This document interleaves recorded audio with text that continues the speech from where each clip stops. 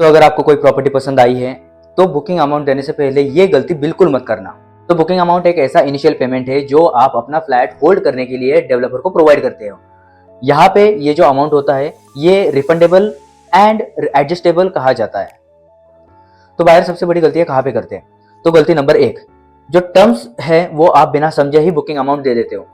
Most of the time क्या होता है कि जो सेल्स टीम होती है वो काफी अच्छे से आपके ऊपर प्रेशर बना लेती है, या फिर कभी कभी जो फ्लैट होता है इसे देखकर ही आप इतना ज्यादा एक्साइट हो जाते हो कि आप अपने एंड से जो पेमेंट है ये कर देते हो। हालांकि यहाँ पे आपको देखना चाहिए कि ये जो अमाउंट आप पे कर रहे हो ये एडजस्टेबल है या फिर रिफंडेबल है या फिर नॉन रिफंडेबल है। यहीं पे कोई अगर बात की जाए तो कोई कैंसिलेशन चार्जेस तो नहीं है। यहीं पे कितने दिनों के बाद आपको ये प्राइस जो है वापस मिल सकता है इनकेस अगर आप कैंसिलेशन के लिए मूव ऑन करते हो। तो ये सारी चीजें भी मैटर करती है।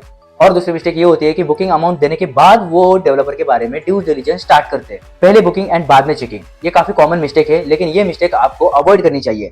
बिकॉज आपको जब आप प्रोजेक्ट देखने के लिए जाते हो तो इसके क्या क्या अप्रूवल्स है, पोजीशन टाइमलाइन क्या है, कितने टावर्स है, कितने एकर्स है, ये सारी चीजें जो है ये आपको पहले देखनी होती है और फिर बाद में आप प्रोसेस में जा सकते हैं।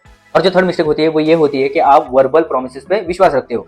अगर कोई आपसे कहता है कि सर ये प्राइस रिफंडेबल है, सर ये प्राइस एडजस्टेबल है, तो इसके अगेंस्ट में आप उनसे ईमेल मांगिए। तो आपको हमेशा यही बात याद रखनी है कि सेल्स ऑफिस में कही गई हर बात लीगल बाइंडिंग नहीं होती है। लीगल बाइंडिंग बस वही चीजें होती है जो आपके एग्रीमेंट में मेंशन्ड हो। तो अगर प्रॉपर्टी के रिलेटेड आपको कोई भी डाउट हो तो आप नीचे दिए गए नंबर पे कभी भी कॉल कर सकते हैं।